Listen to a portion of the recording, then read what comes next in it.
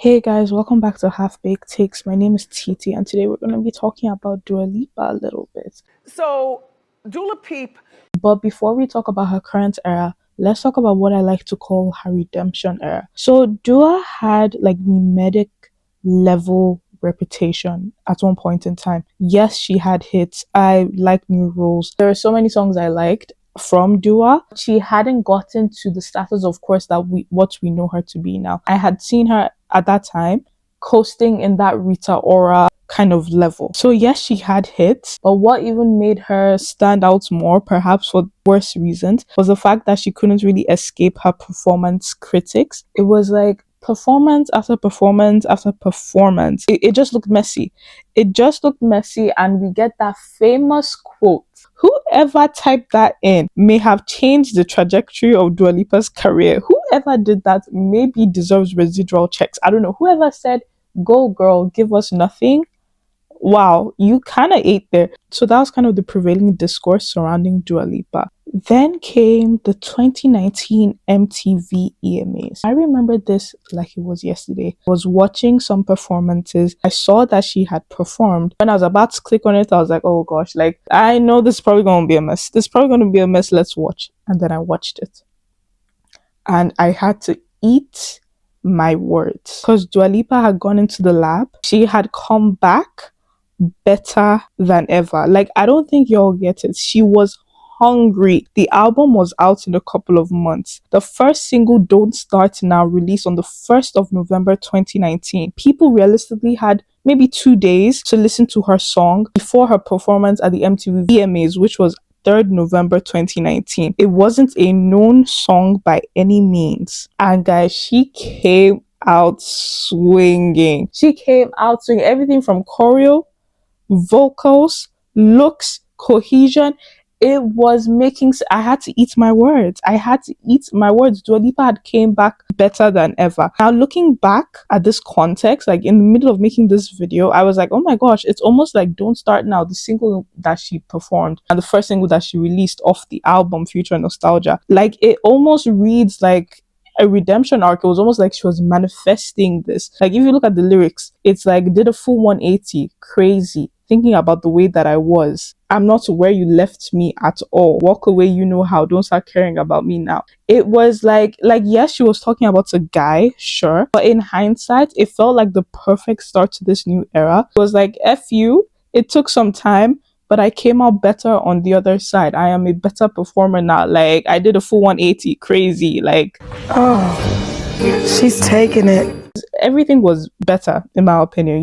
Choreo was massively improved. The vocals were way better. Aesthetics and styling was incredible. The entire Future Nostalgia era, it was just so important. I like to call Dua Lipa one of the winners of the pandemic, including someone like maybe Doja Cat. I would call Doja Cat a pandemic winner, as well as The Weeknd. I just think Dua happened to capture this nostalgic disco pop retro feeling that we were hungering for. The music videos, the songs, the aesthetics, the visual, like everything was just A1 for me. She was in my top 5 in Spotify for both 2020 and 2021. I actually went and saw her in concert in 2022 in Newcastle. So that's how me and Dua were locked in. Me and Dua were locked in. And honestly, it was just like a runaway train from there. She was constantly winning. When this album released, it was like everything clicked for her. The confidence was just up there. You may not put too much stock into awards, but I know they hold a certain kind of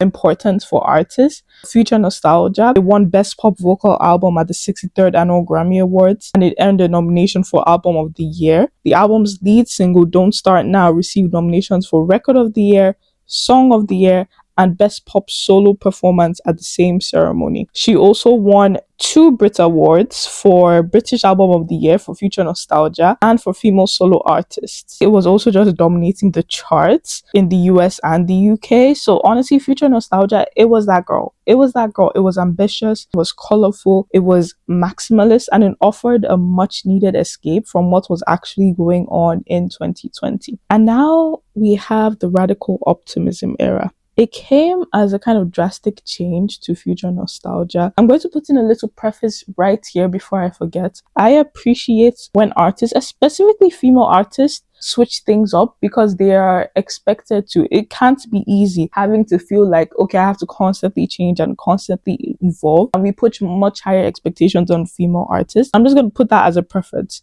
before I forget because I knew I wanted to make a note of it, but then I forgot to in my notes. So radical optimism felt like a drastic change to future nostalgia. Where its predecessor, future nostalgia, was bold and big, radical optimism was almost muted. She came in wearing mostly black, a little bit of white, and this dark cherry color. She'd wear it in her clothes, and this was also the color of her new hair. And the rollout has been interesting to say the least. So she first dropped Houdini, which I liked enough. I liked the music video. I love the theme of Houdini. Okay, put my hands up. I love magic, guys. I really love magic. Now You See Me is one of my favorite movies ever. It's just fun. It's just a fun time. So when I saw, okay, Houdini, we're getting a magic theme, that's what I first clicked in my mind. I was like, okay, I like that. I liked it enough. I liked the music video enough, and I thought the song was okay. Then it was Training Season, which I liked a bit less in terms of both video and song. I liked it a bit less than Houdini. There are some aspects of the song that I liked.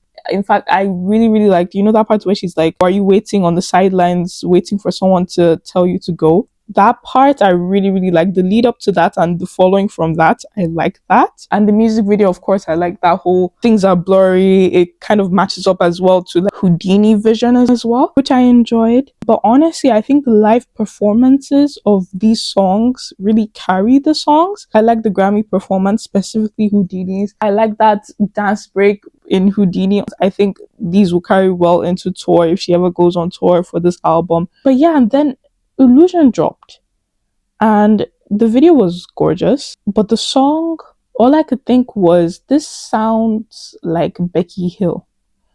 This sounds like Becky Hill, and I don't know how to I don't know how to feel about that. That's all I could think about.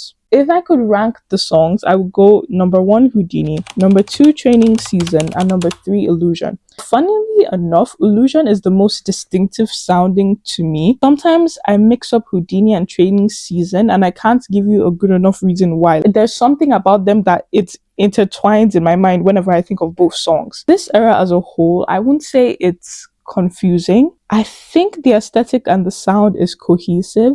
I just think that it's incredibly niche, which isn't necessarily a bad thing, but it's not. But I don't know. I guess I'm interested to see what she's going to do with it going forward. So I guess the question now is, was future nostalgia a fluke? Did she just happen to capitalize on a disco trend at the right time? Was it lightning in a bottle? The short answer I have is that I think it'd be unfair to say future nostalgia was a fluke when she was producing hits before future nostalgia dropped. I think future nostalgia was just a perfect storm of, not only was it the songs, but it was the visuals, it was the choreo, it was the styling. I think she has everything else now down pat in terms of choreo and performance. I'm just very interested to see what she does with the remaining songs going forward. I don't know, at this time that I'm recording, Radical Optimism isn't out, so we can really wait and see. I love Dua, so regardless, I think she has firmly cemented herself as a pop princess. But yeah, I don't know, I think I'm just interested to see how Radical Optimism goes. But yeah, so that's all. Tell me what you think about the drop so far. By the time I release this video, I think Radical Optimism would fully be out because it's coming out on Friday. I'm recording this on Thursday. But yeah, let me know what you think. Make sure to like, make sure to subscribe. Bye.